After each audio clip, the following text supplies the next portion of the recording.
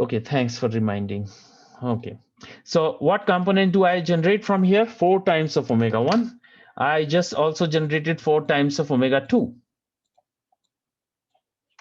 Right? And over here, I would be having 3 times of omega 1 plus omega 2, and I will have 3 times of omega 1 minus omega 2. And over here, the other component which I will generate would be for this component, which is this one. It will be 3 times of omega 2 plus omega 1, and it will be 3 times of, sorry, here minus 3 times of omega 2 minus omega 1. Okay, I will adjust the font size. Now it's going to be clear, right? Can you maximize the screen? Okay. Okay, so now, so we got this, and what about this term? This is going to result in twice of omega 1 plus twice of omega 2 and twice of omega 1 minus twice of omega 2.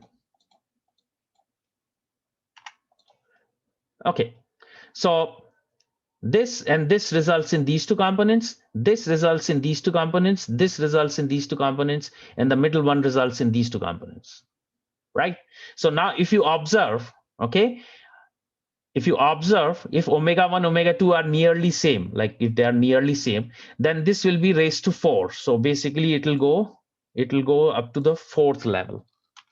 So it will be somewhere here. Okay, so this is the 4th level. And how many components are there?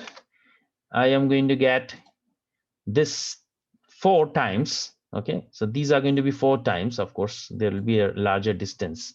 And then this will be 3 times of 1 with the second one. So basically, it would be somewhere here. Other one would be also nearby here somewhere, right? Okay, and so these components are covered. 1, 2, 3, 4, 3, 4. Now, what about these? These will come. These will come at the second harmonic side, right? So these will come somewhere around second harmonic. Okay, so let's change the color here. So this is because of the 4th order mixing component. Sorry. So this is because of 4th order.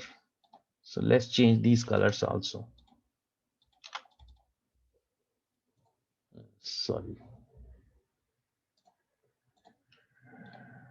Okay, only one change. Sorry to, so for your understanding, I'm trying to do this. Yellow.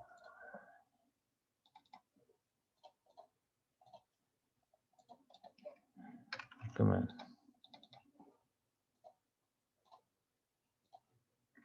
Okay, so these components came from here, right? 1, 2, 3, 4 are over here, and then 5, 6 are over here, right? And what about these terms? Again, there will be one more component here on the 4th harmonic side. There will be another component here, okay, because of this one. And this one would be a DC, near to DC component, which would be around here somewhere. Okay, let me extend this.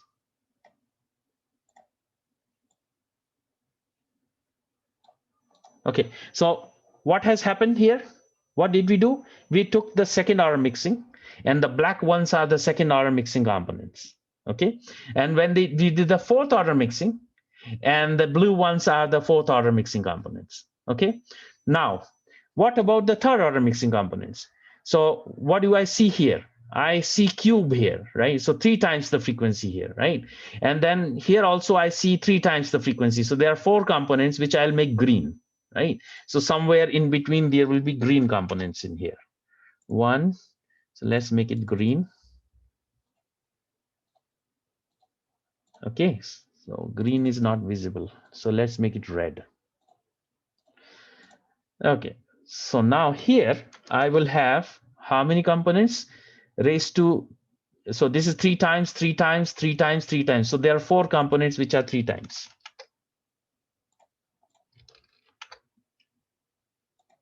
Okay, and what about these? These will be right near here, right? So there will be two components which will be coming close to this. Okay, so now what you can see is odd order mixing resulted in components which are at least two components it resulted in. These two components, I'll make them red so that you know which ones I'm referring to. Okay.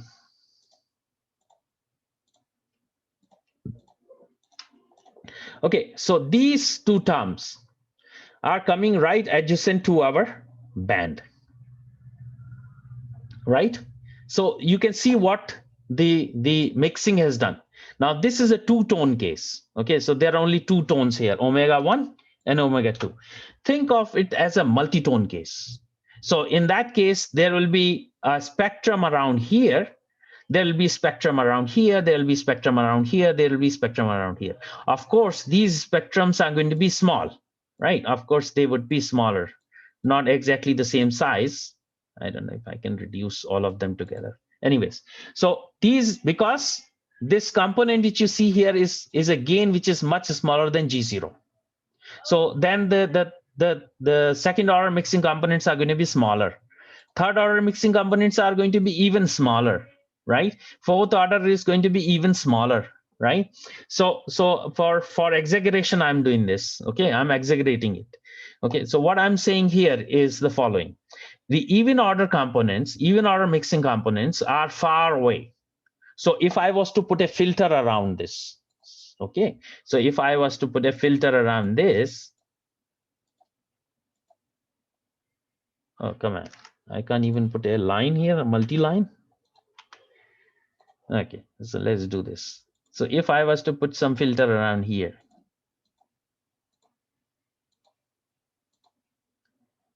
sorry, bear with me for a second. I'm doing for the first time. Okay, let's say I put a filter around here, something like this. Okay, so if I was to put a filter around here, okay.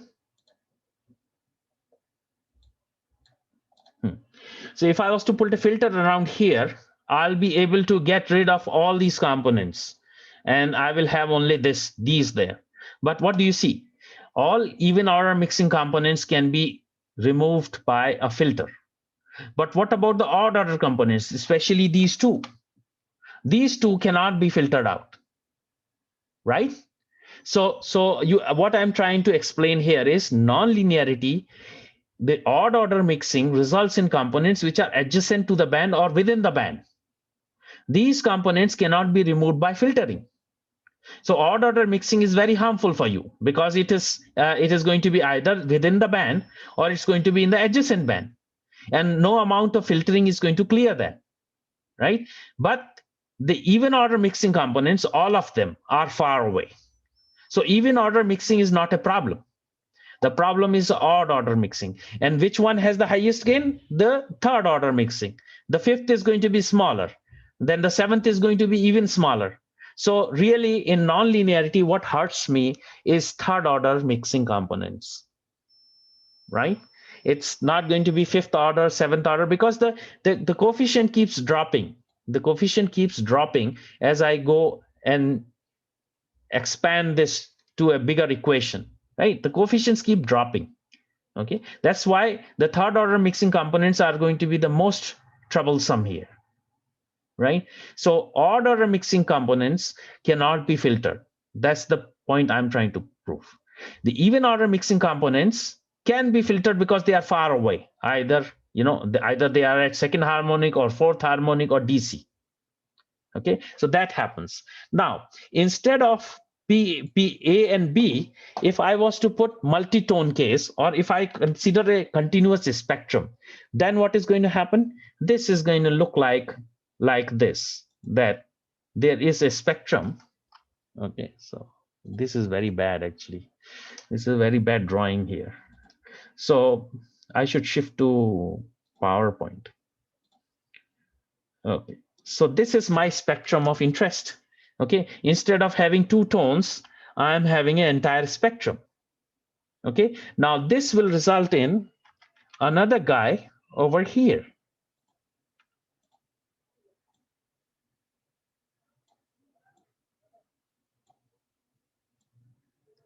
Okay, so let's make it red color.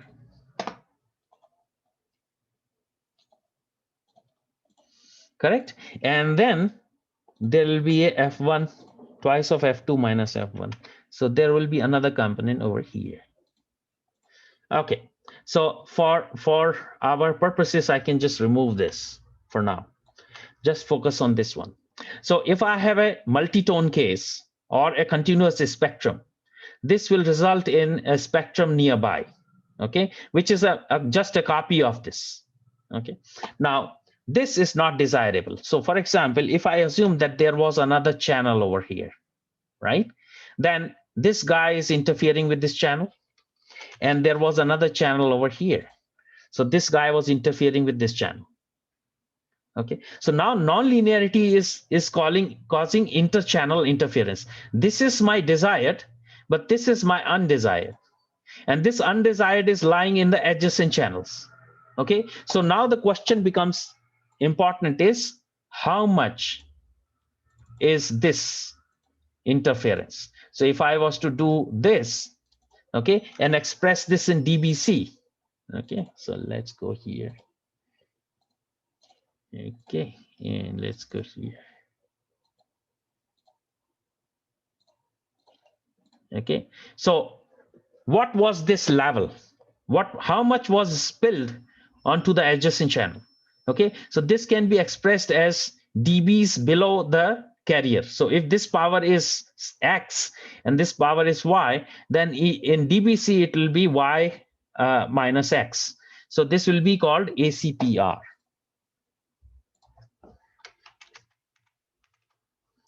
Correct? So you have got two ACPRs. One is ACPR1, other is ACPR2. And these may not be symmetric. Okay, so these may not be symmetric. Okay, so this is ACPR1 and this is ACPR2. Okay, so now you can understand that if I don't have a guard band between two channels, then this channel is going through a spectral regrowth. So what you call here is a spectral regrowth. These two components are regrowth. Okay, so if I have a continuous spectrum, there will be continuous spectrum here. So there is a regrowth of spectrum here, right? No amount of filtering will clear this, right? Filtering will not get rid of the third order mixing terms, right? So we have to live with this unless we make it very linear. So instead of operating over here,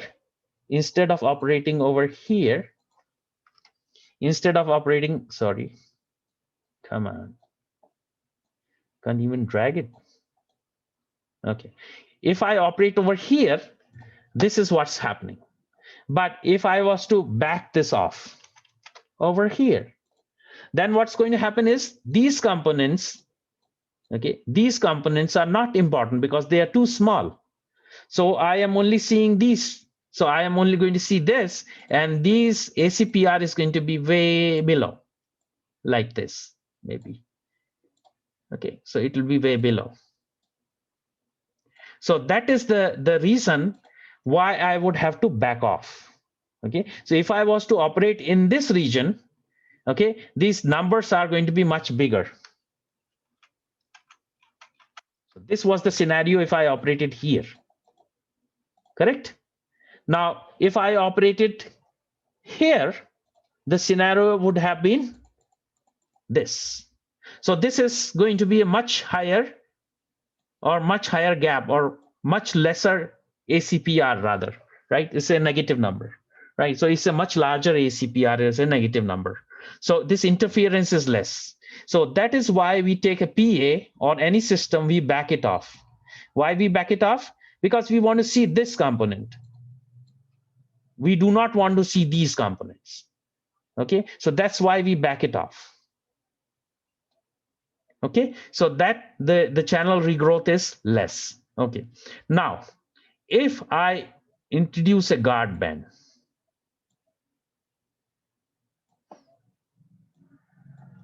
Okay, so if I introduced a guard band, the only interference I'm seeing is this and this, which is not much, right? So if these are 3 channels with a guard band in between, then my ACPRs are going to be much lower, because if I integrate the power here and integrate power here, then this is going to be much smaller, right? So the ACPR numbers are going to be very good. So what it means is that in a communication system, due to nonlinearity, we have spectral regrowth. And spectral regrowth causes interchannel interference. One way to counter this is to have guard bands. The other way to counter it is to operate this backed off. Okay, so when it is operated backed off, then these numbers are smaller. Rather, if you operate here, these numbers are going to be large. So let us assume that we are operating here only. Sorry.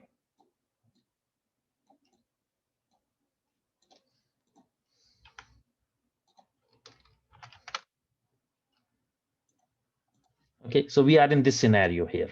Okay, and let's say our guard band. So as I keep on increasing the guard band, lower and lower interference I'm going to see, right? So if I integrate this power and then compare to this integrated power, then ACPR is going to be much lower. Okay, so what am I trying to say here? I'm trying to say here is, if you look at linearity, odd order mixing causes interchannel interference. The 2 ways to get rid of that, first way is you have a guard band. If you can't have a guard band, then you have to operate the system backed off. So that is the effect. Now, are there any people other than that? Okay, so now you have understood that what the non-linearity is going to do to you. Okay, now this is a half the picture. Now, why it is half the picture, I'll tell you this. Okay, so if you remember, I don't know how much can I undo it. So let me undo this completely. Let's see if I can undo this to the very start. Okay, at this point. Okay, now these terms are going to differ by a difference which is omega 2 minus omega 1. So basically this difference is same as this difference. Actually they should be equated equal. So of course now that makes sense. Okay, so this difference is same as this difference. Now any component, because of the 5th order mixing, okay, can also come back here. So let's do a 5th order mixing component, which is going to be let's say a different color. Let's say this color, sky blue. Okay, so sky blue is not distinguishable. Fluorescent green. Okay, let's make this thick. Okay, so 5th order mixing will also have components which have, so for example, if you go here and look at 5th order mixing. Okay, so this is 5th order mixing. Now, A raised to 4 and B, their difference is going to be same difference. So basically this component will come on top of this one, right? Maybe it is much smaller. Sorry, I did a wrong this one. Okay, let's make this a smaller component. Okay, maybe it is smaller, but it has landed here only.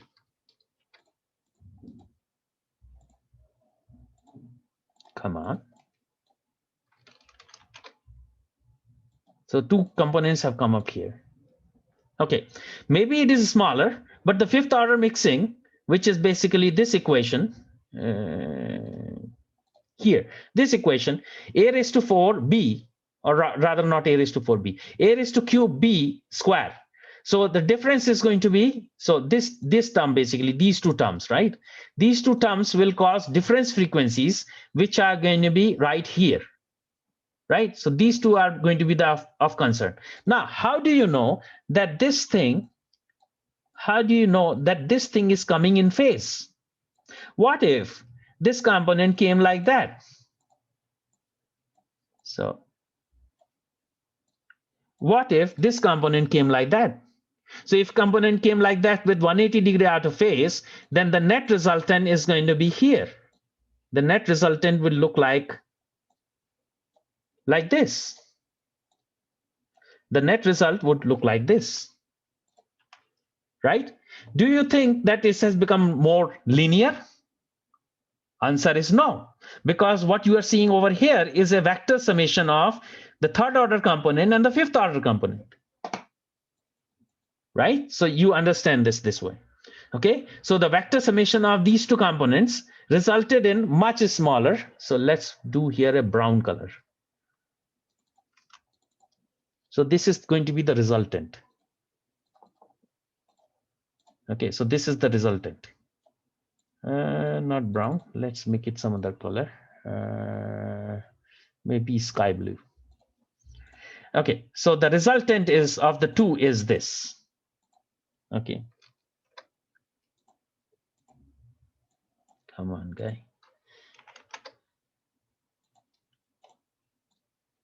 Okay, so the red one were the third order components, the green one were the fifth order components, and the sky blue ones are going to be the summation of it. So does it mean that the ACPR has improved? Answer is no, because it may happen at certain power level. It may happen for certain modulation. So it is all statistical, right?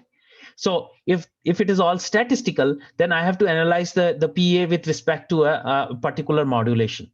Okay, because it is specific to a modulation now, right? So now the PA is, if the PA is designed for a certain modulation, do you expect the same PA to work for another modulation?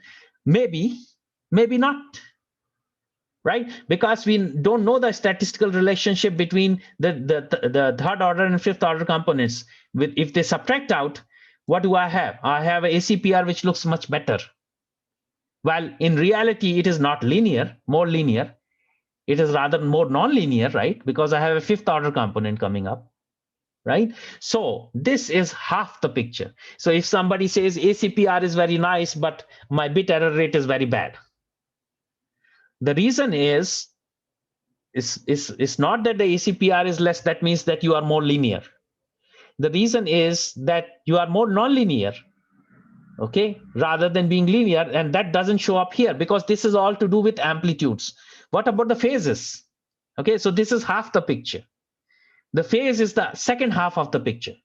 Okay, when the mixed components come back, do they land with the same phase or similar phase, or rather they go quadrature or let's say 180 degree out of phase? Okay, so amplitude is half the story. Phase is another half of the story. Okay, so if somebody shows me this and says that this is linear, I would say this is half the information.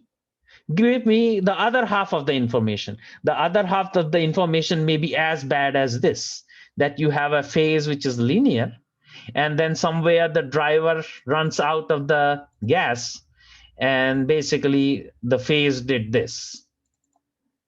Sorry. Let's take this one. So I have a problem drawing here. In Word, I would have drawn much better. So let's say the phase was doing something like this. Okay, so if you looked at gain, you said it was linear. But if you looked at phase, what do you expect? Now, somebody said that, okay, with Keysight, there is this special guy. His name is Vishal Gupta. Okay, somebody said, oh, this difference is very small. So how does the phases differ a lot? Okay, well, because it's a system which is broadband system, let's say. So phases don't differ if the two tones are nearby. What about the mixing? The mixing are going to be 5 times apart. Not just this, they will be 5 times apart, right? So, well, he was not thinking. So I don't know if he is a famous guy in Keysight. Okay, but then his thinking is only up to this. He says that if this is small, then a broadband system will not see a lot of phase difference. But what about the fifth harmonic? Or let's say the seventh harmonic, the gap is going to be 7 times, right? So, okay, whenever you look at nonlinearity, think before you make a conclusion. Okay, so this is half the picture. The other half of the picture is what the phase did. If you maintain the phase also flat, so if I could make the phase flat, okay, and maybe a very little of phase component, Of course, I would say that this is a linear amplifier because phase is flat and gain is also flat. Okay, you are not at the mercy of the statistics if this is the story. But if this is the story, sorry, if this is the story, then you are at the mercy of statistics. Okay, so it's gain is half the picture, phase is the second half of the picture. And when does this happen? Okay, so if there is a two-stage, right, this usually occurs when the driver is sized much smaller than the power stage. This is what will happen in a two-stage. Okay, the phase will pick up and then the phase will go down and it will be twisted like this, and then the amplifier will show a very bad bit error rate, while ACPRs look good because the amplitude is not doing anything to you. Okay, so non-linearity you should have understood by this in terms of mixing. Okay, second order mixing, third order mixing, fourth order mixing, or let's say a fifth order mixing, a sixth order mixing, and you can keep going. Okay, you can have seventh order mixing and so on. Okay, so that's what point I'm trying to prove, that you should learn linearity like this. Now, how does it affect you? Okay, so why does it affect bit error rate? Why does it not affect the interchannel interference? So it is an amplitude story here. So it doesn't affect your spectral regrowth. Okay, but when you go to constellation, okay, so let's do it here only, though it is a very bad graphic editor. Okay, let's look at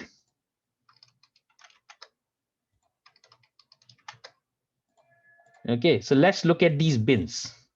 Okay, so these bins are kind of equidistant and these bins are allotted symbols. So if I was looking at QAM 16, I'm looking at something like this, correct? And this is a phasor representation. This is just the amplitude representation. Now I want to include angle. So if I want to include angle, I'm looking at a phasor representation. So I'm going to have one axis which goes like that, which is going to be Q, and other axis which is I, which goes like that. So that is going to be IQ components. Now, if I am operating over here, then these two, when I receive, so let's say I make another constellation, which is going to be the received constellation. Okay, so let's make this one as red, and let's replace this by all these, which are red. So bear with me for a second. Okay, I haven't planned this earlier.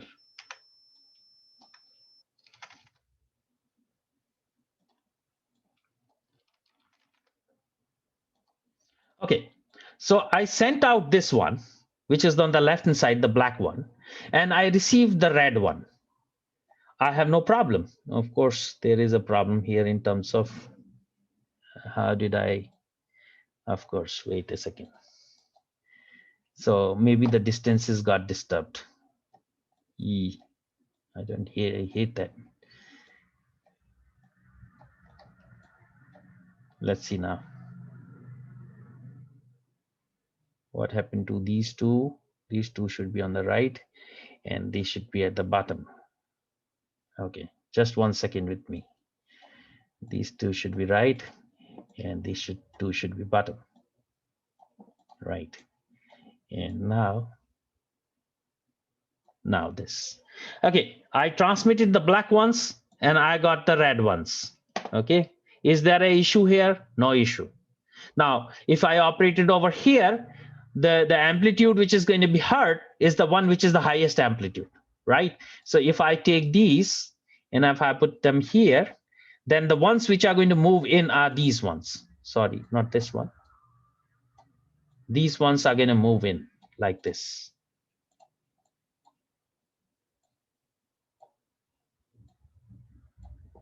Okay.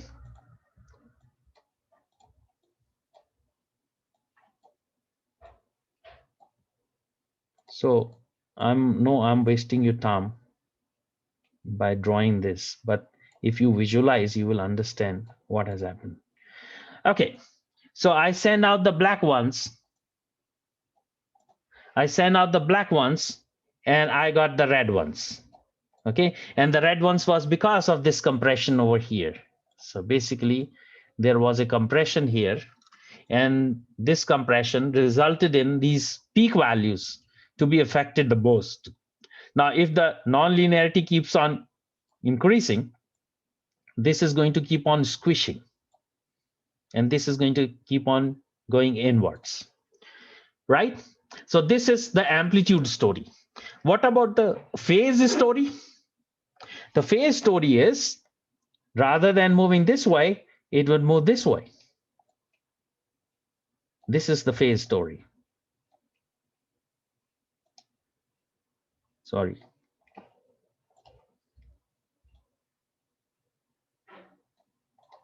Okay, so now you see, you send the black one constellation and you got the red one constellation. Okay, so now this has come closer to this bin. What if this was so close that I cannot distinguish between the two? Now this symbol now which I sent is now in error. Now it means that I have wasted 4 bits. I have wasted 4 bits here. I have wasted 4 bits over here. I have wasted 4 bits over here. I have wasted 4 bits over here. So in all, I wasted 16 bits. Okay, so that means that will contribute to bit error rate, right? So now phase is an important thing now affecting the bit error rate, while the amplitude was not affecting much, right? If it was just the amplitude. But if it's the phase, now you are hurt a different way. Okay, you are hurt twice actually. You are hurt by the amplitude as well as the phase. Okay, so now if you have this story, then let's draw an amplitude. So basically I sent out this amplitude and this phase, but what I received was this amplitude and phase, correct? So this resulted in an error here, which was of this vector. So let's make this vector as red colored. Okay, so this was my error. Okay, what I sent out was this one. So let's make this one as green. So that green means it's a acceptable stuff. Okay, okay, so what I sent out was this. What I received was this. And there is an error vector which is over here. This is an error vector. Now I can express this error vector as in dBc compared to this vector. So this will be called error vector magnitude, EVM. Correct? So this will be called error vector magnitude, EVM. It can be expressed either as a percentage of the carrier or as a dBc of the carrier, right? So if the carrier amplitude is A and this is E, A magnitude, E magnitude, E by A magnitude into 100, that would be percentage EVM. If I take E magnitude in dBm and A magnitude in dBm and do a subtraction, then that would be EVM in dBc. Okay, so now you understood that amplitude is half the story. The real story is amplitude and phase story, which you will see only when you demodulate the signal. When you are just looking at the ACPR, okay, or the spectral regrowth, you have half the picture, because some components may land out of phase relationship and they may just lower the spectral regrowth. Does it mean that it is more linear? But it doesn't count. What counts to me is whether my bits are in error or not. So this for me is a useless concept unless I see what is my bit error rate. Okay, so now what is going to happen is, let's make x-axis and y-axis. Let's make a graph. Okay, now if I keep the power going up, then the percentage EVM is going to grow. Okay, because if you see, this bin is going to move more in and more to the left. Okay, so basically what's going to happen is EVM will start somewhere here, and then it will, wait, let me use a polyline. Okay, okay, EVM would start somewhere here when you are backed off. Okay, when you are backed off, okay, EVM would start at a because there is no non-linearity here, and it will build up. Okay, so this is what EVM is going to do. And at the same time, the bit error rate is going to do the reverse. So can I mirror it? That's horrible. Okay, anyways, so the bit error rate is going to start small. Well, it is going to, how would I say? Yeah, so bit error rate is also going to increase here as you increase the power. So as you increase the power and it sees non-linearity, EVM will go up, right? And bit error rate will also go up. Okay, so that's what's going to happen. And that's what hurts you, not the spectral regrowth. It hurts the spectral regrowth in terms of channel in terms of capacity. It doesn't affect you in terms of bit error rate. Okay, so capacity may be good. You can have that many subscribers, that many channels. Okay, what about differential signal? Can you maximize the screen? What about the differential signal? I'll unmute. Where is the unmute option? Participants. Where are the participants? Come on. Here.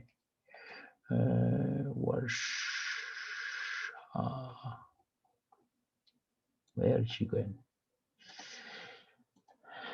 Okay, can you rephrase your question, please?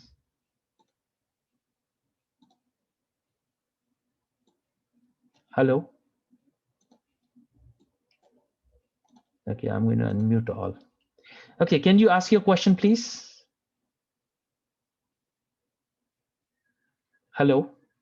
Varsha?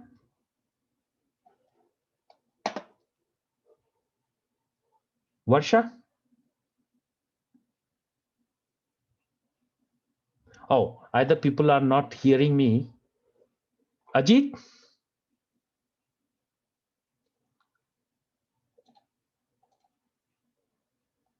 Okay, people are able to hear me. Nazif?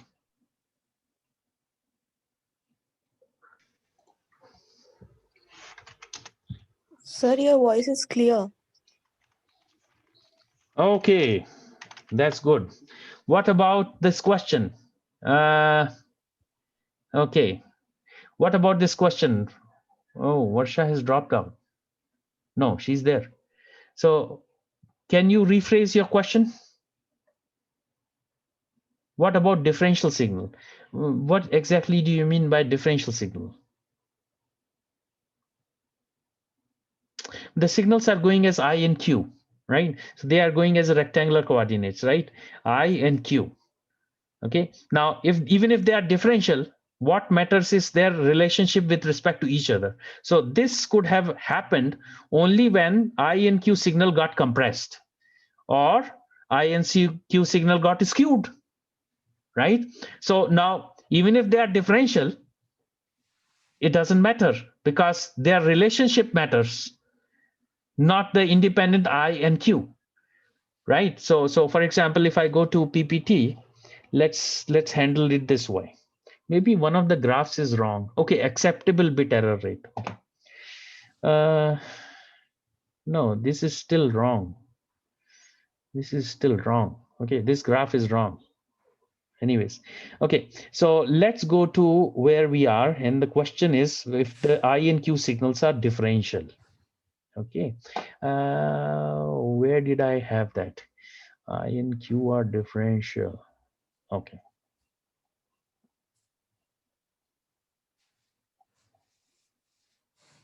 Over here. Okay, let's look at this one.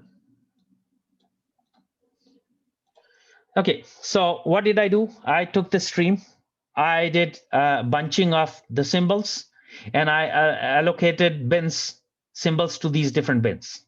And then this was a phasor representation. I got the I and the Q components out.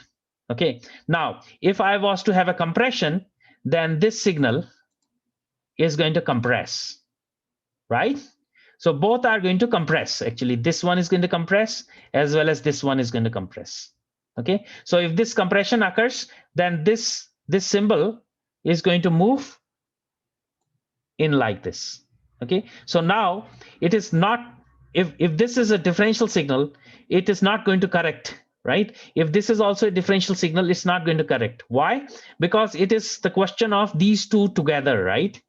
Okay, even if this is a differential signal, the signal has compressed on both positive and negative, right? The signal has compressed on both positive and negative waveforms, right? So in this case, okay, what has still the bin has moved in, right? The received symbol has moved in. Now, what happens is, in case of phase, then this is going to go depart from the phase. So for example, okay, so this is original. Okay, so what happened was, if I have to have a phase and it did this, right? So I moved the bin to the left or to the right, whatever, right? So basically this. Now, the phase relationship here, because if it's a differential signal, still, it is the question of relative. So IQ imbalance, amplitude imbalance, that's what matters, not the question of whether it is a differential or not, right? So am I clear? Varsha?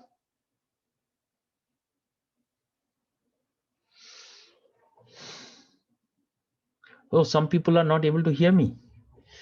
Oh, okay. So what point I'm trying to make here is, these are going to be differential, I and Q. But what matters is, what is the relationship between I and Q? Is this, if there is an amplitude compression on both of them, then the bin is going to move inwards. And if there is a phase imbalance, then the whole constellation is going to rotate. Or maybe if there is a phase difference only for a particular this thing, then this was modulated with phase, then only one bin will move, right? So that's what happens, right? Even if it's differential, it doesn't matter, right? Non-linearity is going to hurt you anyways. Okay, so I hope I have answered, and I hope you got my voice. Okay, so we are at 10:44. I want you to understand this, and if people would say that I want a copy of this, what would I do? I would take a snapshot of this and paste it in yesterday's presentation, because these are the concepts, right? So yesterday's presentation was here. Huh? Yeah. Okay, by the way, yesterday I did a mistake here. It should not be 3/8, it should be 8/3. So I yesterday realized that. Okay, so what I'm going to do is, I'm going to talk about linearity here. Linearity and mixing. Okay. And there is one more important concept which is not yet covered. Okay, so let me make a snapshot of this.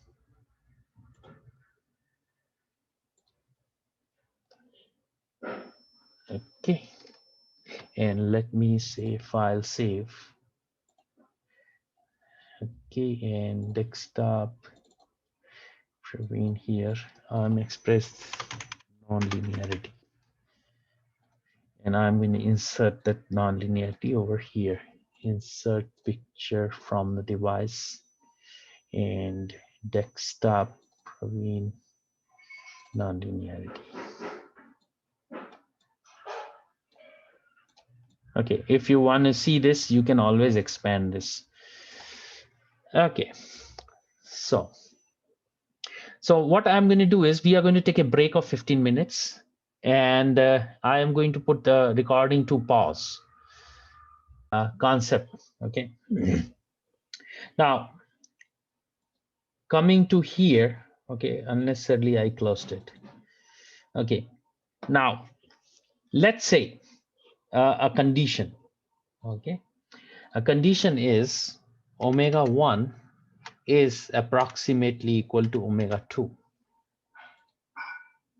If this happens, then what do you expect? These two will be on top of each other. This guy will come on top of this, and this will come on top of that, and this will come on top of that. So under a condition, this happen. This is going to happen, right? Okay, so if omega 1 equal to omega 2, I'm landing right on top of each other. So what has happened to the thing which we call ACPR, right? We have now in band. Okay, we don't have adjacent band. We are in band because we are assuming that these components are landing on top of each other. And now the baseband is basically the same. So then we should consider this in terms of phasor. Okay, so let's say that this is my carrier, which is basically a vector sum of these two. A vector sum of these two is my carrier. Now, if this component comes on top of this in phase, okay, if they come in phase, what's going to happen is there is going to be another phasor on top of it. Okay, so now this is e raised to j omega t. Okay, e raised to minus j omega t, it is going like this, right? At the same time, this guy is going like that. So the resultant is a cosine, right? So that's understood. So this is a phasor representation. So one is plus j omega t, which is doing like this. And one is minus j omega t, which is doing like that. Correct? Now, there is another component which comes because of the mixing, okay, which we have just talked here. It comes there, it has the same baseband. So which is this component and this component. So there are two components which are coming like this. Now they have their own respective phasor. One is going like this, and the other one is going like that. So the resultant is this brown colored thing which you are seeing. Similarly over here, the one is going like this, and the other one is going in the other direction like that. So the net resultant is this guy. Okay, now they are coming in phase. That means that this component will only cause amplitude modulation. Okay, so this amplitude modulation on top of whatever is my envelope is called AM to AM conversion. So I guess you understood what is AM to AM conversion, right? So basically, if I have in modulation, basically the two components have the same baseband around it. They lie on top of each other. Then, is there a question? Okay, they lie on top of each other. Then what's going to happen is I'm going to have only amplitude modulation. Now, let's say this one came at an offset, okay, which is the next figure. Let's say this came at an offset. So now what is going to happen is these phasors are going there, they are doing their job. They are going like that, correct? So this is my carrier frequency, right? So these carriers are doing their job, okay? Sorry. So these carriers are doing their job, right? But the thing on top of it came out of phase. So of course, their phasors are also doing their job, but the net resultant of the two causes this vector to be swinging like that. You understand what I'm saying? Because they came at an angle. So now if this came at an angle, so of course this is going like that, but it's going in a jerky way, like this, you know, depending on what is happening. So it is going like that in a jerky way. And the net resultant, because of that, has a vector. This vector basically, instead of, not only is doing this, but it is also having some phase modulation, right? Now, so this is referred to as AM to PM conversion. Okay, so mixed components, odd order mixing results in components which are in right phase as the carrier itself. Now, this is going around. This resultant basically is, the resultant vector is this brown one, which is basically a cosine wave, but then it has this amplitude variation because of these components. So this is called AM to AM. Okay, and if this vector starts doing, besides doing this, it starts doing this also, like, you know, it is doing this, all the time, right? So this resultant vector has not only got the amplitude modulation, but it also has got the phase modulation. So that is called AM to PM conversion. So these two are called in modulation, not intermodulation. Intermodulation is when you are talking about one channel and it is spilled onto another channel. So the both the baseband informations are different.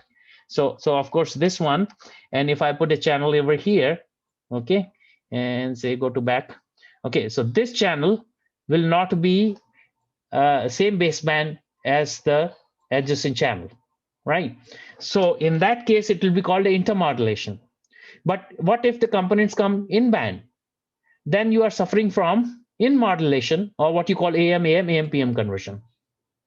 Now, that thing you will see in the constellation. That thing you will start seeing in the constellation here. Okay, AM, PM conversion will cause these to be randomly going. So basically, if it was a phase imbalance, then the whole constellation was rotating. Okay, but now all the bins are not rotating. It's only the certain symbols are affected now. Okay, so that is basically AM, PM conversion doing it. Okay, so what I'm trying to say here is there is something called intermodulation, where the baseband informations are different. So I'm talking about this, the baseband is spilled into adjacent channel. Now, how does it affect the reception? Okay, so that will be called intermodulation. Now, if you come within band, okay, then you are going to start affecting the each bin separately, independently. Okay, so that would be called AM, PM, AM conversion. You will see compression, you will see phase imbalance, but then they were not moving with respect to each other. Now, as soon as you do AM, PM, they start moving with respect to each other. AM, PM. They start moving with respect to each other. So now there is a more difficult problem, right? Okay, as if there is a skew, if this whole constellation rotated, for example, I would not be worried because I can always do the unrotation. If I had amplitude also, okay, so I can tolerate that amplitude imbalance, then this can skew. This whole constellation can skew and can rotate, but that is can be corrected. But then if the bins start moving with respect to each other, then there is an issue here. Okay. Second thing is whatever variation on this constellation is there, as long as it is statistically predictable, it can be corrected. When it becomes non-predictable, the bits cannot be recovered. Now, this usually happens due to the phase noise of the VCO. Okay, so I'll demo that to you. Okay, what a phase noise. Now, phase noise, I would not be able to correct that. Okay, so it's not just the compression, it's not just the imbalances, it's not just the AM, PM, it is also the phase noise of the VCO when you demodulate it. Okay, so if this constellation starts dancing, okay, dancing I mean rotating, okay, erratically, I cannot predict it statistically. I would not be able to extract any meaningful information out of this constellation. Okay, so that's what happens with AM, PM conversion. So I guess enough of this theory. Okay, now we will start going into, I think I have described most of the stuff. Okay, some brief introduction on PAE and all that. Is there a question? Participants. The recording is on. Is there anybody who has a question? Okay, anyways, so I'm going to put it on mute. Okay. Okay, so we have seen non-linearity. So we have seen gain. Gain basically is going to compress like this, and the output power is going to have a non-linear relationship over here. On back off, it will be a linear relationship. Okay, now power added efficiency. Yesterday, I discussed that PAE depends on 4 losses mainly. One is the loss in the switch or the transistor, which means that if voltage and current simultaneously exist in a device, then it's going to be lossy. Second thing is if it is a class E, for example, so I showed you that they don't have voltage and current at the same time. They basically have in quadrature.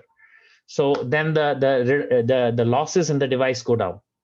The other cause of the loss is the stored energy in parasitics, right? That's why if you scale the transistor up, its efficiency of the PA is going to go down, right? So basically, because there are more parasitics, and if you do not tune it properly, then you are going to lose efficiency. The third thing is going to be the conduction or loss, which is basically the resistive loss in all the conductors. The fourth is the radiation loss. Okay, so basically, you design and the passives are radiating out, of course. So that's there. So these are the four causes of loss, which causes efficiency which is less than 100%. Now, how do I define efficiency? So we have understood what is linearity. Now, one more concept in linearity I have to explain you, because we are going to use that.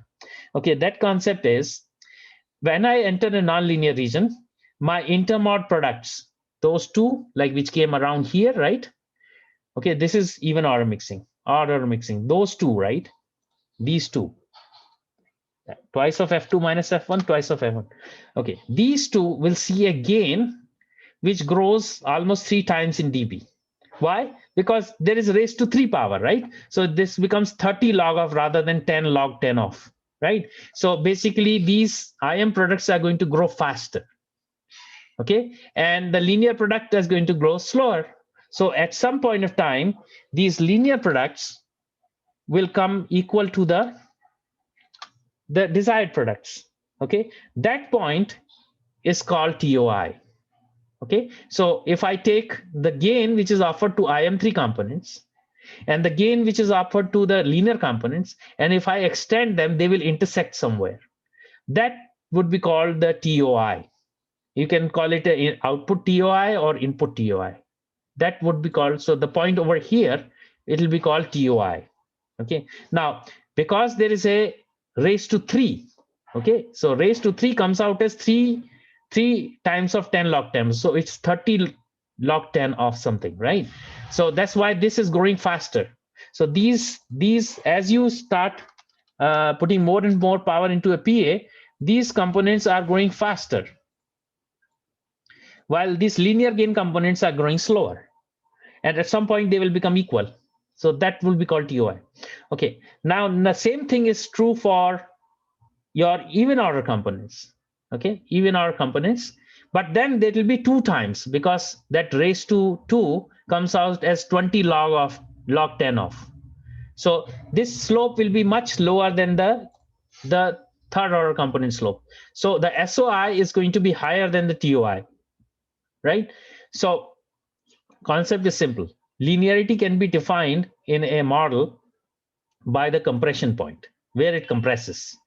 It can also be defined by TOI and SOI. Now, what is the relationship?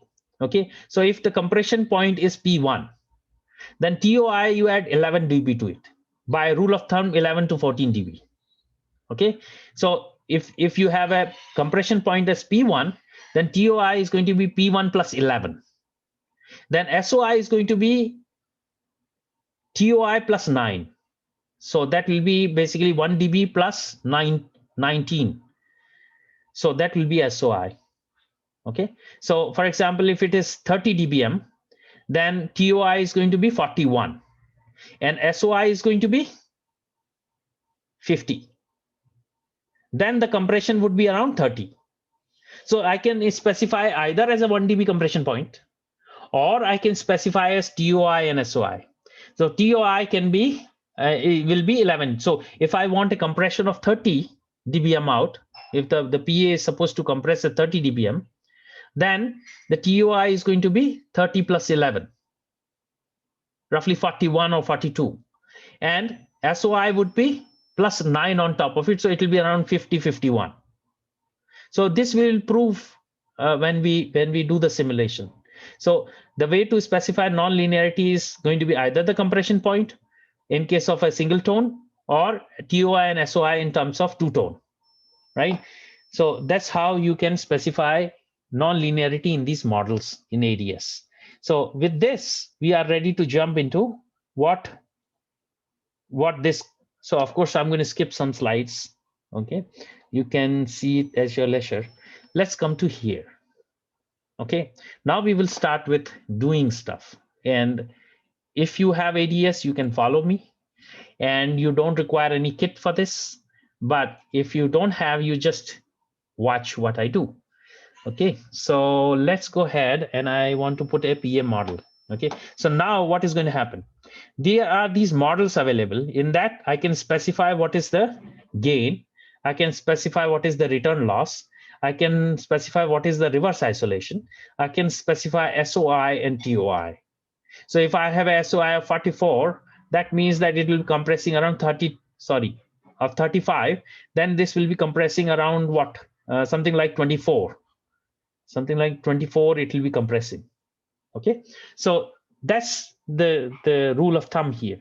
Okay, so now I'm going to make a new schematic, and I'm going to say test PA model. Okay,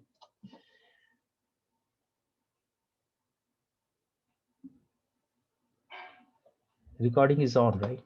Let me see, because when you do yourself, you should be able to do it using recording. So this will be found under system. So now ADS, right? Once you have, so I assume that everyone knows how to make a workspace in ADS, right? If not, I can make it, and so it's better that I make it. Okay, so don't worry about it. Okay, so let's do this. We are going to make a workspace in ADS. So ADS can be launched from here. Okay, so once you launch it, so a project is called a workspace, and all the designs, dataset files, display files, everything is inside that workspace. So there will be a main window, and there will be a getting started window. Here you can make your new workspaces. So let's make a new workspace. Underscore work, I'm going to leave untouched. I'm going to say this as syssim, or system simulation. I will say 1. And then it says set up layout technology immediately after creating the library. So this is basically layout resolution. So it wants you to set layout resolution right at the start. If you forget that, then it will go by some default resolution. So again, if you click this down arrow, you can see, if you don't see that option, you will see it here. Okay. Now, there are two kinds of PDK. One is interoperable, and the other is the legacy. So I'm going to use, well, it doesn't matter. If you are using interoperable, you can click this one, but it changes the look of various pins, right? So I'm not going to touch that. Okay, next thing is if I want to attach a PDK. So there is something called change libraries here. And let's say I want to attach this GPDK here. Okay, if this doesn't show up here, then what do? You go here on this link, and wherever you have copied that GPDK, you go to that particular GPDK or PDK. So it is over here. And then you double click on this lib.def file. Okay, and then that will be attached. Okay, right now I have used this. You have to do this only once. Next time it will be available in this list, and you have to just check it. Once you check that and say okay, and then you say create workspace. Okay, it will come up and say that I'm going to use this resolution for layout because this is specific to this PDK. Okay, and I'm going to say okay. But then there is an option says copy technology file to new library instead of referencing it. The metal stack is locked. Okay, so if you want to make modification to that metal stack for the chip, you would not be able to make modification. So in that case, you should copy this, right? So it will make a copy of, instead of referencing the stack, it will make a copy of the stack, the metal stack for the IC, right? And then you just click finish, and you have a blank, this thing, the main window. And then it's better to work in folders. So I'm going to make a new folder, and I'm going to say test models. I'm going to test these models because I don't believe anyone. I believe myself. So here I made this. So these guys have given some model, Keysight guys. I don't believe them. I'm going to use and test them. Okay, so now in this, I have made a folder. Right click and say new schematic. So I make a new schematic and say test PA model. I'm going to test their model. Okay, as soon as I do that, a schematic opens. Now the GPDK components are over here. I'm not going to use them for this part of the presentation, I'm going to use their models. So I am going to go to System and go to Switch Algorithmic. Here, not Switch Algorithmic, sorry, System Amps and Mixers. Here I see this amp. Okay, so here is this model. This window pops up. I can say I want a gain of 20 dB. Okay, and then again I can do this dB polar. Reason is I want to do in dB, return loss in dB, and dB polar, and this is also like -15. Okay, so this is the return loss, and if I want, I can put a reverse isolation. If I don't want, I can just skip it. Okay, is because this model is anyways inaccurate. If you want, you can just copy this guy and you can paste this over here and put like something like 10 dB worse, the -30. Okay, noise figure. If you are going to use this model as a LNA, you can specify noise figure min. You can put impedance information here, then it'll show frequency dependence. You can put SOI and TOI. So I want this to compress at 30. So 30 means 50 should be my, or 52 should be my SOI. And 30 plus 11, 41, let's say 42. 42 is my TOI. And if I want to display that, I have to check display. Okay, so that is my model. Now I want to check whether this model is correct or not. So what I'll do is I'll put power in it. So how do I put power? I'll go to sources, frequency domain, sources, frequency domain, and I will put P1 dB, single tone power. Okay, I'm going to put a single tone power in here. And here I would say this is going to be RF FREQ. So this is RF frequency in gigahertz.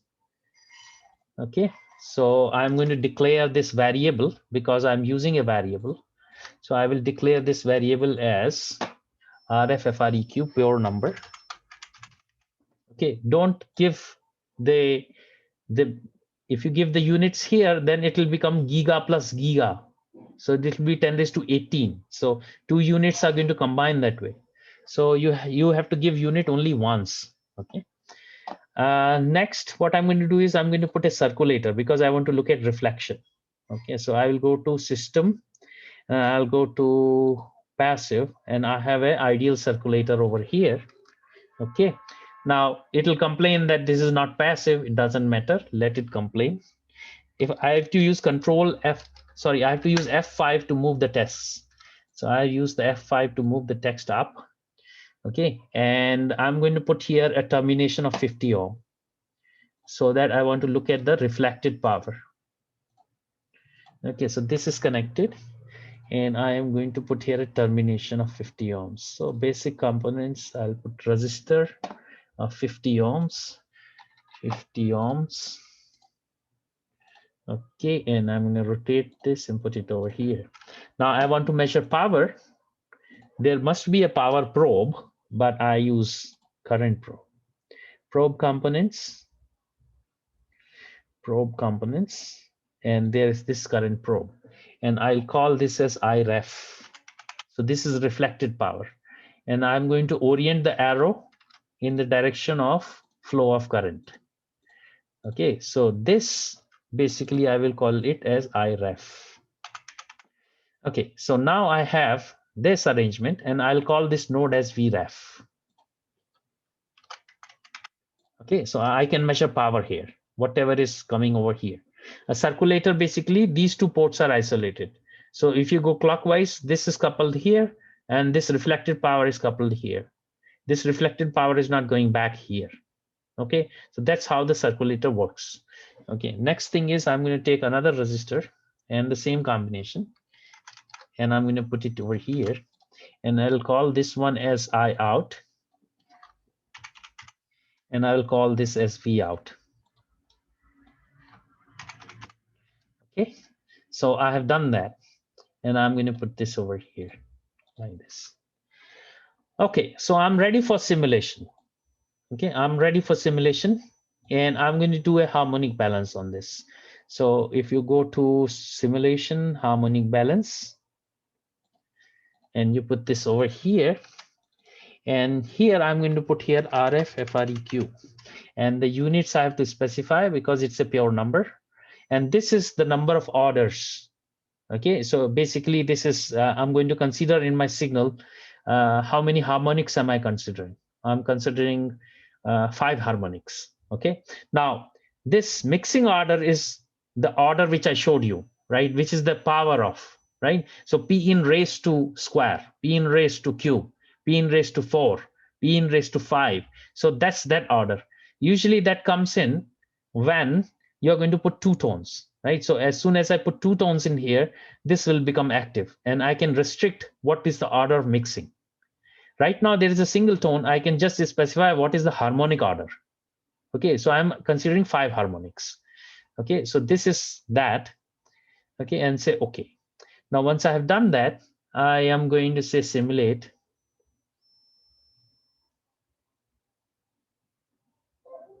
Okay, there is a warning. It's non-passive. As I told you, well, it's an ideal component, so it's let it be. Okay, now let me put here. Okay, so I have nothing here. I have voltages and currents, right? I don't have power here, right? So what I'll do is I will go here and I can write equations. So there is something called measurement equations. So I can write here measurement equations. So let's say I want to look at P out. Okay, so I want to look at P out. And as I told you, that P out is going to be half times of real of something, okay, which is V out into conjugate of something, which is I out dot I, because the way current is saved is it is saved as a what you call in MATLAB cell, right? It's not a variable, so it's dot I. Okay, so you have to put a dot I here. So this is your P out. Now this means that this is all the harmonics as well as the fundamental. So now I can convert this to dBm. I can add another equation, P out in dBm. So this will be 10 log 10 of 10 times of log 10 of P out. Okay, plus 30 because it is dBm, right? Okay, so plus 30.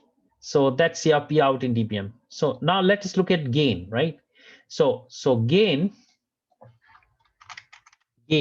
will be in dB. And now we know that P out dBm is just not fundamental, it's other harmonics too. So I would say P out dBm, the fundamental component, which is this square brackets. So I get confused. Okay, square bracket minus the RF power. Okay, so in this case, I haven't put the RF power, but let's say I'm going to use this variable. Okay, so this is going to be gain. Okay, now I'm going to declare another variable called RF power. Okay, RF power, and let's say this power is 0 dBm and say add. And over here in the source, I will put here as RF power. Okay, so now I'm all set for the simulation with RF power. Okay, and I will have the gain. So if I simulate this, says warning P out dBm minus RF power. Just 1 second, bear with me.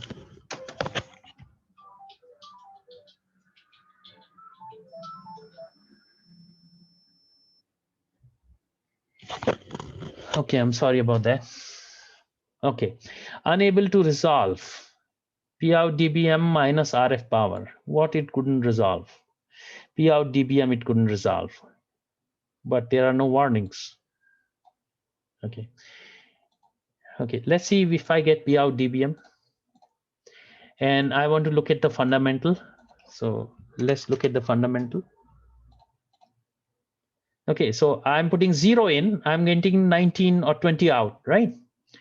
Okay, so let's see what happened to my equation here. RF power.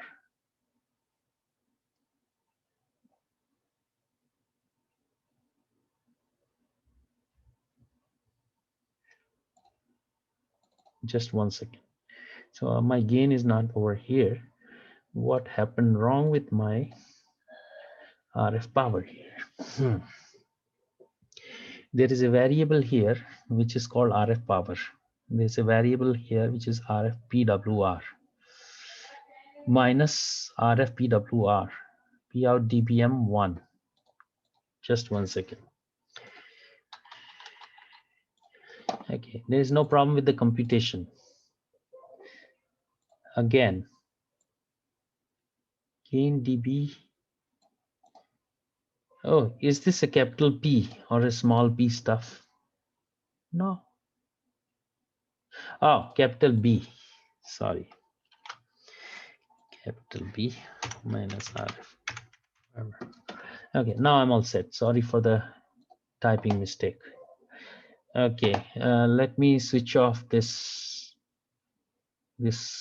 ring, which comes all the time.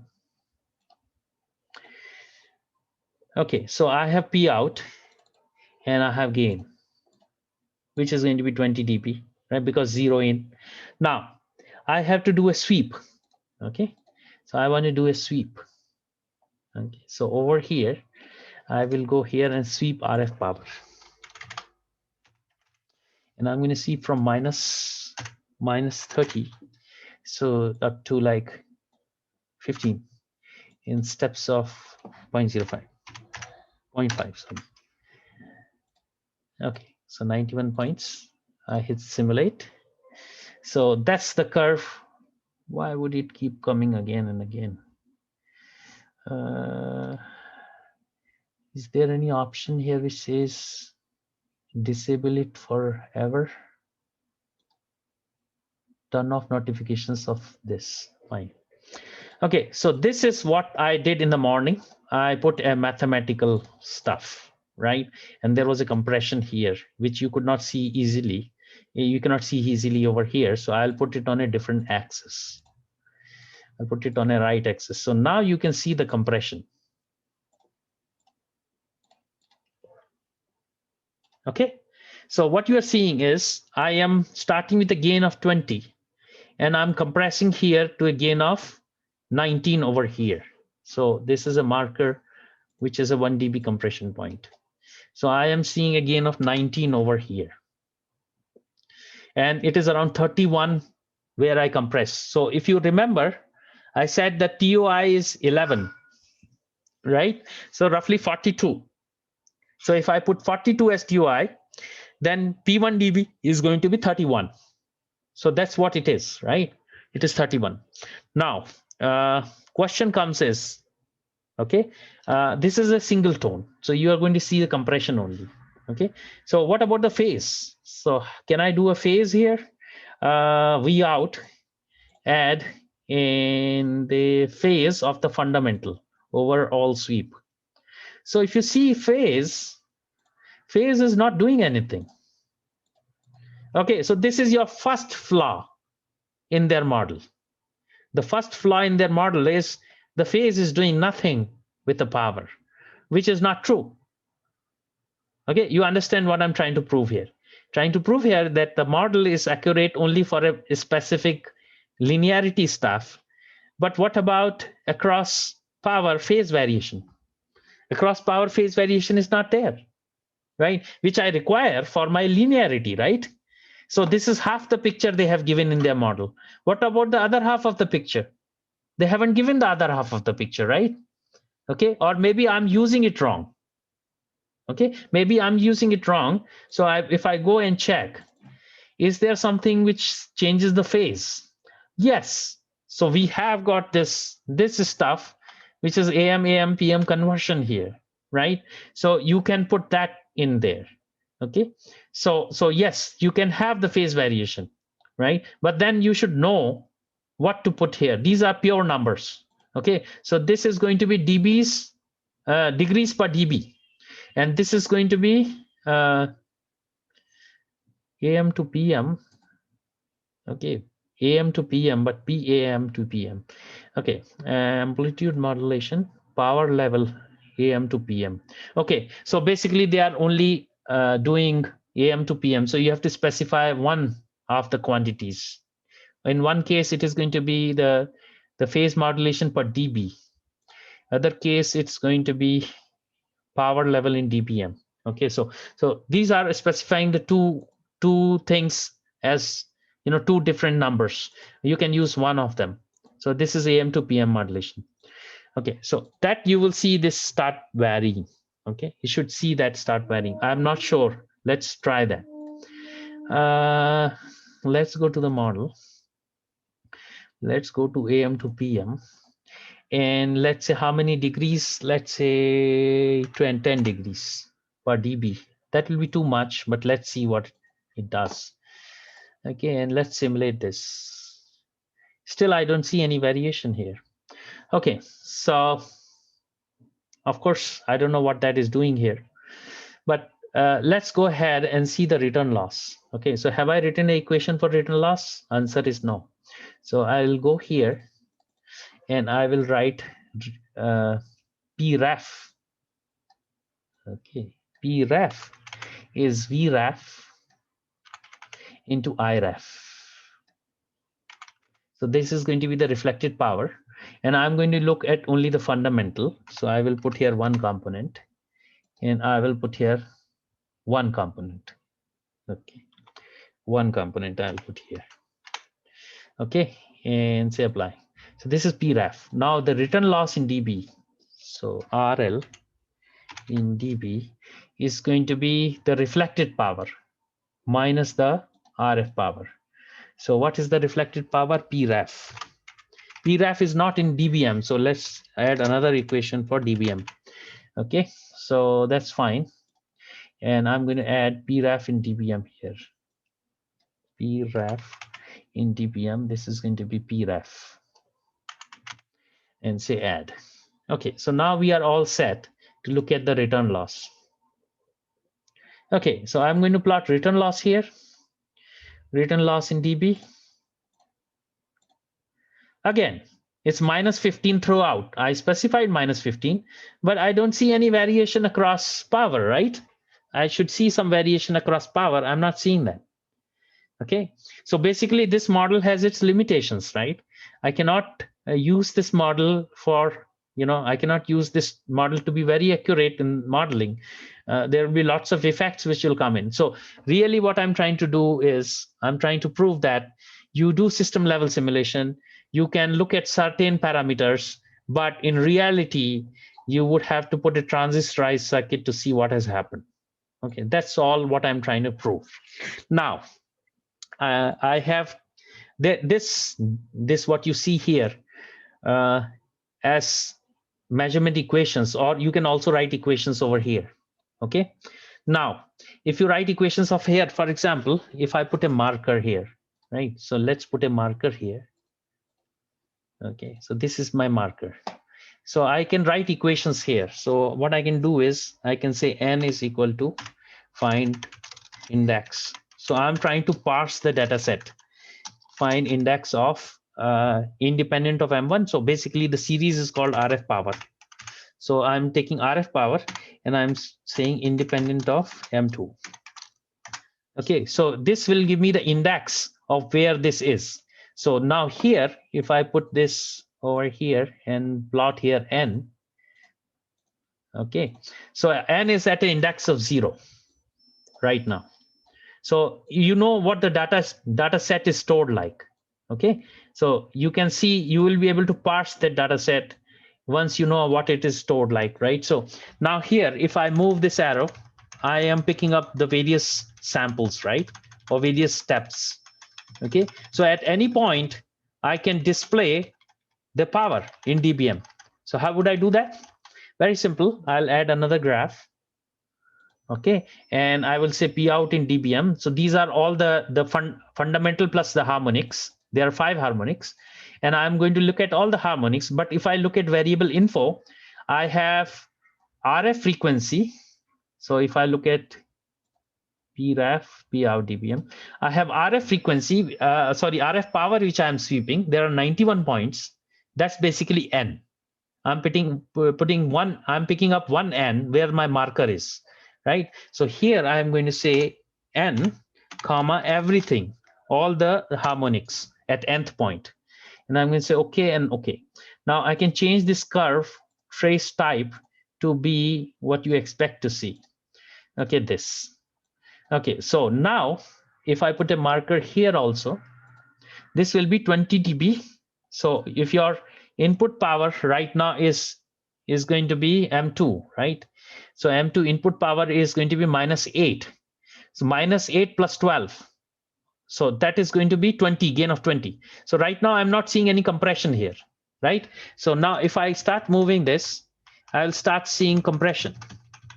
So at the index of 84, I'm seeing a 1 dB compression. The P out is 31 and P in is around 12.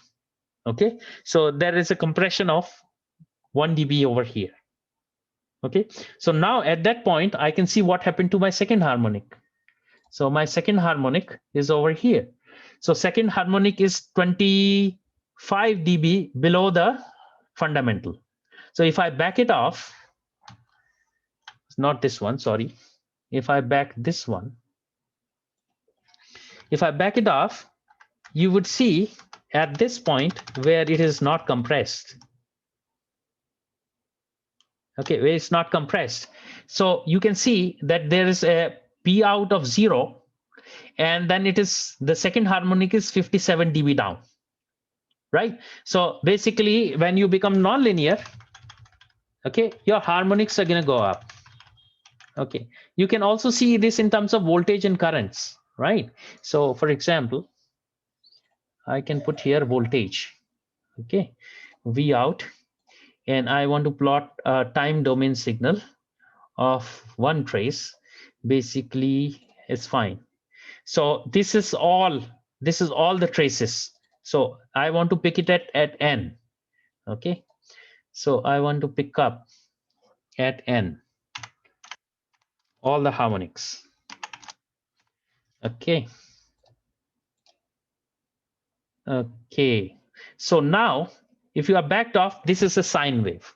And if I put current also, I can put here I out time domain. And again, I would pick up only where my marker is. Okay, so my marker is at nth index. Okay, so I did a mistake here. Doesn't matter. Control X, it should be over here. Done. Okay, so this I will put on the right axis. Current on the right axis. Okay, so of course, left is voltage, right is current. Now, if I start moving and move towards compression, okay, so you will see somewhere the negative half is going to clip. So you started seeing clipping, right? So now you have a visualization of what's happening, right? Okay, now if you see current, why would the current go up? Because now the DC value basically at the input. So now this is a model, but in the transistor you will see it clearly. Okay, the DC node voltage at the gate input is going to see the clipping, and then that voltage is going to go up because the average voltage is going to be no longer the DC voltage, but the quiescent voltage, but it's going to go up. That's why the current with power is going to go up. But in this model, I can't see currents and stuff like that, right? So when I do a transistor model, you will see that, right? So what I'm trying to say is this is a voltage controlled current source. The input signal, well, input signal is going to clip. Because of that, the other signal is going to clip. Okay, so what I'm saying is this, if I let it compress, it will become a square wave, right? It will become a square wave. Both sides will clip. Okay, and so that's what's happening. So you can see this in terms of the spectrum. You can see this in terms of time domain signal. You can see this as power, output power versus input power, gain versus input power, return loss versus input power, right? And the output phase versus input power. Okay, so now you can draw your own conclusion how accurate this model is going to be for your simulation. So I'm going to leave it at that. Okay, so now going forward, I will do the following. Well, you will find this in my presentation. So this is what has happened, right? This is what has happened. This is what we just looked at. Okay, now in reality, this doesn't happen. In reality, what happens? If you are a class A amplifier, if you are making a class A amplifier, the gain is going to compress like this. And the phase is going to expand like this. While in the model, you are not going to see that because that is not modeled here, right? So if you make a circuit, you will clearly see this. If you bias as a class A, the gain is going to just roll off and the phase is going to expand like this and then contract. So there will be a phase expansion and contraction. Okay, now usually a class A, a driver stage is biased as a class A to get the maximum gain out of it. So when you bias it as a class A, when it goes under compression, you are going to see the phase expansion. So this is what I talked in the morning. Okay, this is what has happened here, a phase expansion. Okay, so this was biased as a class A, you would see a phase expansion like this. Okay, you can try this in your circuit designs, you can try that. Okay, so now let's go back to my presentation. Okay, so class A driver stage is going to give you a phase expansion. Now the power stage, because of efficiency, is biased way down like a class B. So what will happen? The voltage clipping will cause the quiescent current to go up, and that will cause the gain to go up. So if the gain goes up, you will see a gain expansion. Instead, unlike class A, class B will show you gain expansion. Okay, now if you want to linearize this class B, I can put a diode hanging to the ground, like the one which I showed you earlier for protecting for increasing the what you call the breakdown voltage. There was a diode which would turn on, right? So that would protect you from breakdown, but that will also flatten this compression or expansion rather. So that diode which was hanging yesterday, let me go back to that slide. Okay, so that diode which is hanging over here is not only protecting you with the breakdown voltage, but it is also going to linearize your class B.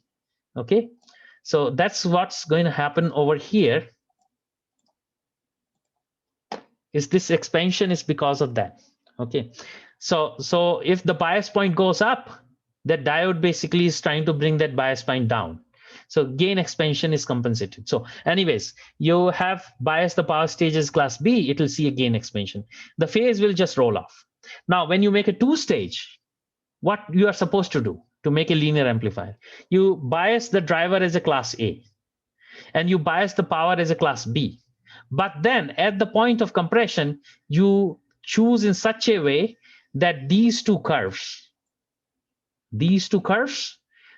are such a way aligned that their resultant gives you an extra output power. So the phase remains flat. So this is compressing while this starts expanding.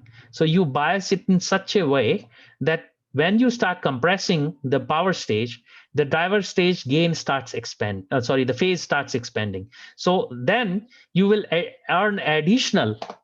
So let me put here insert shape. Okay, then you will gain something which is additional flatness. Okay, so you have gained an additional flatness of this much. You have gained additional flatness of this much on gain on the phase. So you understand how to make a two-stage linear. You have to have these phases go that way that the phase remains flat. Same thing you can do with the gain also. Okay, you have to adjust such a way that this compression coincides with that. So your sizing and biasing will do that. Sizing and biasing will help you do that such that your gain gets some extra. Gain gets some extra.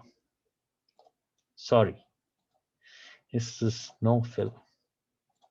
Okay, So gain gets that extra over here. So it was compressing over here, is compressing little later. It is compressing little later over here now. So this much extra you have gained. So how much is this extra? This extra can be as high as 5 dB. Now, if you do a PA design, that means that power stage is compressing far earlier, but the 2 stage is compressing far later. What it means is that you have picked up efficiency, which is equivalent to, you have twice the power, not even twice, you have thrice the power. And your efficiency has gone up by that much. Okay, so don't blindly design a power stage and a driver stage. The power and driver stage linearity or the output power capability depends on both. It's not just this guy or that guy, because this is the trick you are playing. So you gain additional 5 dB of power, for example, or 4 dB of power, and you gain additional 8 or 9% of efficiency. So anybody would like that, right? Okay, so that's the whole idea. Okay, now, so this basically just proves some point. So as a designer, when you are designing a PA, this is the trick you are playing. And this you can do when you have done lots of designs and you know that something like this happens. Another thing which happens is the following. You do a small signal tune and you are, so basically this point is a small signal tune here. So I am doing versus power. I'm doing the impedance plot versus power. Okay, so let's say that this is my input match. So this is best match for gain, and the output is also best match for gain under small signal. Okay, now if I was to do a PA design, I'm not worried about a small signal. I'm not worried about this corner. I'm worried about that corner because this is my compression. So at compression, I want to tune the power stage like this. So it is better tuned at compression, and it is mistuned at back off. So it is mistuned at back off, but it is better tuned at compression. You can see this in rectangular plot. Okay, the input match doesn't move with power, while the output match moves with power a lot, depending on the bias decoupling.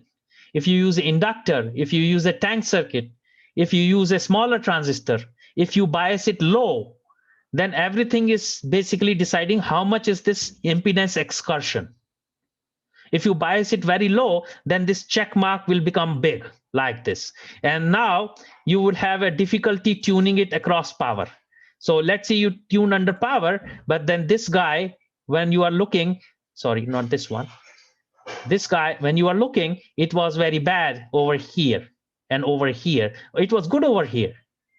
So now it is not only the tuning, is the question of what size did you pick up.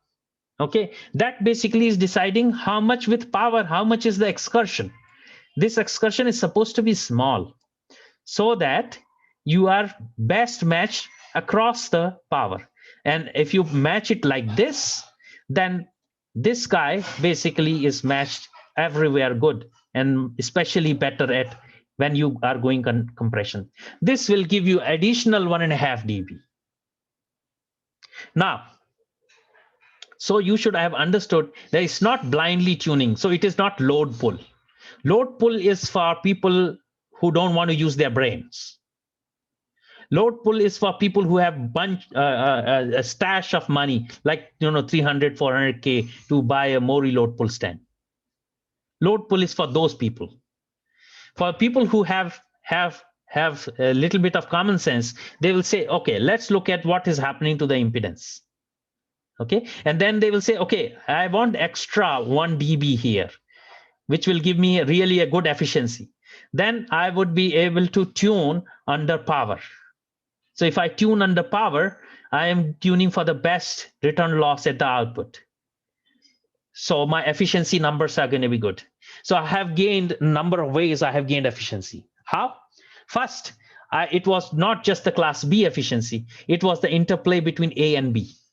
It was the interplay between driver and power stage. Second, I cleverly did the matching. I was best matched under compression so that I can get additional 1.5 dB. That will push your efficiency further way up. So now there is this company called FlexTrack. I'm sorry, but these guys are just doing bunch of tuning. These are 30-year experienced guys. They don't want to look into this stuff. Okay, this is what experience does to you. Okay, sometimes you start accumulating thumb rule around you, and that becomes a baggage after 20-30 years. Rather, you should investigate what is really happening. Okay, so basically, if you have an efficiency of 24, 25, 26%, and somebody comes in and says that, can you make it 35%? Well, then you go ahead and see whether it is a two-stage, which stage is doing what. Okay, which one is compressing in gain, which one is compressing in phase. You look at what happening to the impedance under compression, stuff like that. Okay, it's not, the PA designers are basically tuners. They are themselves tuners, because all they do is they keep changing the tune, putting optimizer, optimizing it out over like billions of iterations. That's not how intelligent design of a PA is done. Okay, so now this also depends on, as I told you, this excursion also depends on the sizing of a stage. It also depends on your decoupling.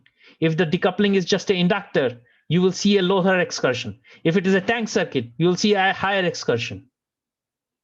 Okay, so if you are using a tank circuit, you should be aware what have you done to your compression. If you are using an inductor, then you should look at decoupling and stability.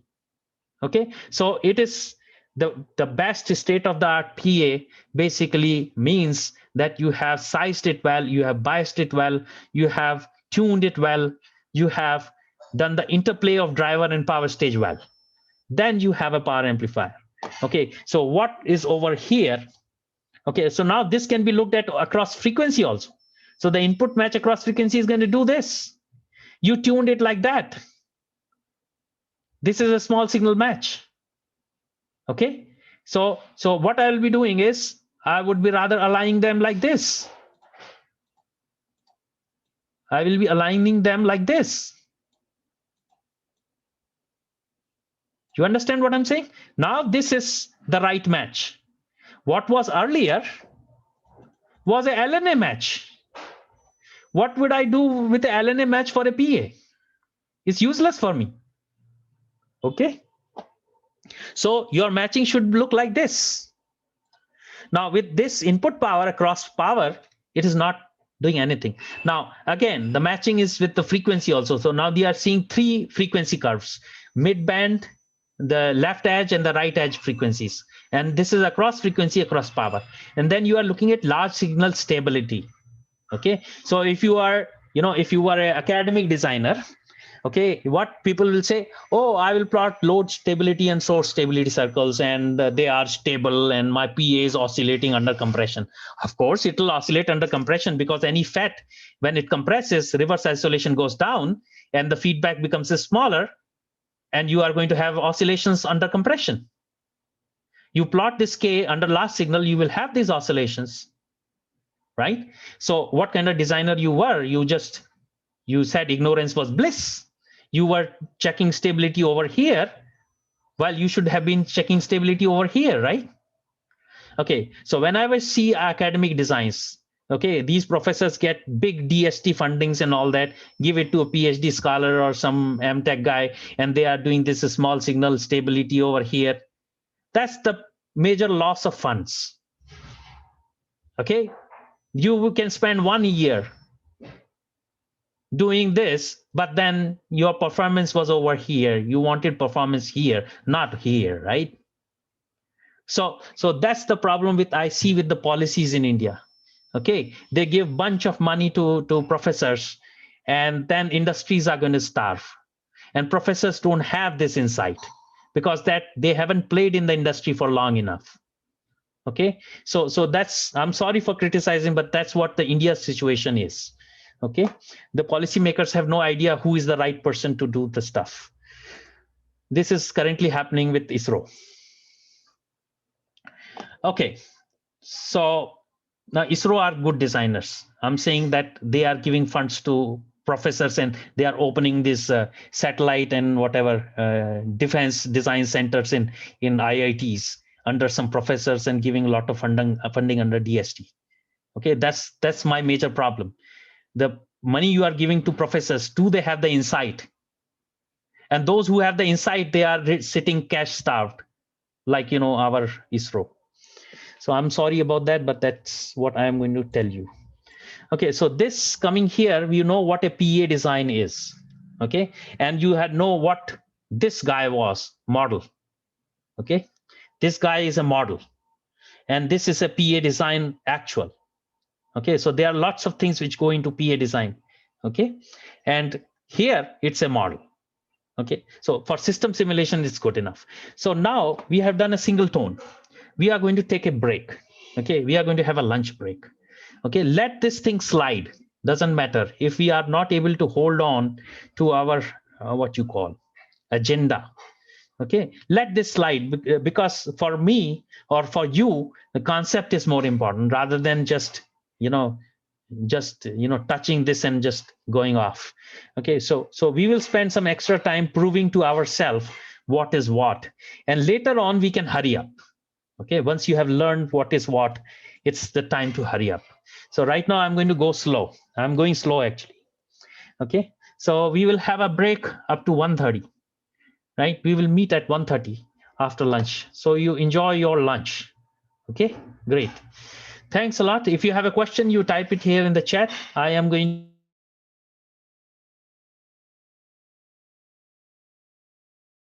on. So I'm going to leave this on. If you have a question, you type it over here, right? Or when I come back, you can ask your question. I'm going to put myself on mute and recording to pause.